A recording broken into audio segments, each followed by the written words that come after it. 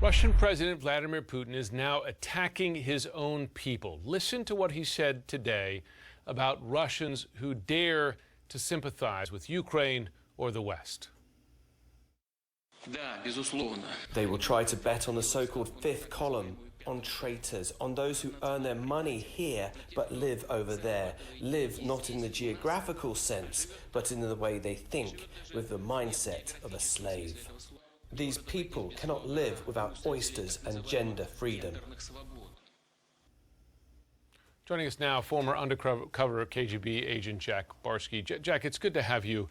The words from Putin today, I found some of them, frankly, terrifying. He discussed the necessity of a natural self-cleansing of society. He described people who dare to oppose him as flies to be spit out. Tell us what that means in your view. Echoes of Stalin. You know who he was attacking, though? He wasn't attacking ordinary people. He was attacking some of the oligarchs, the ones that live mostly in London.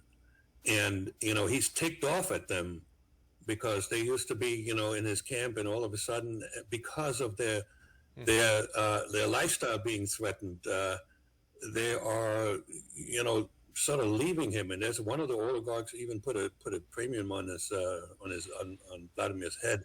That really got him ticked off. Remember, in the past, when he first got to power, there were some oligarchs that didn't play with him. He put him in jail. Yeah. Yep. Horovsky comes to mind. Are you worried that Putin, as his invasion force slows, meets obstacles, loses personnel by the thousands, that he becomes more, not less, ruthless? Yeah, but that is indeed his history. I just want to make one comment. We should not willy-nilly draw red lines, because it has happened in American history not too long ago that we drew a red line in Syria. Yeah. And when the Syrian troops marched across this red line, we did nothing.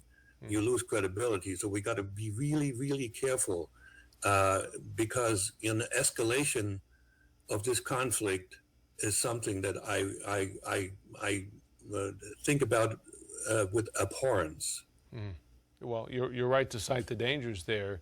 As you know, Putin has some enemies at home. Do you believe that there could be any serious internal opposition? Mikhail Gorbachev faced an unsuccessful coup in 1991 when he took the country too far towards the West. Does Putin face such a risk at home today? Yes, but not from his inner circle. He has his old buddies that from the KGB. It's, I don't know how many, but maybe 40, 50. Their destiny is attached to his.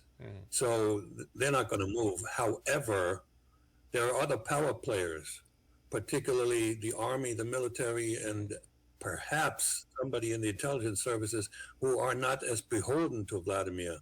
And, one would think that there are some generals who are just like, raw military people who eventually will not do what he wants them to do in terms of committing more atrocities. That is a danger to Vladimir Putin for sure. Particularly as those generals in Ukraine are seeing them lose many of their own men.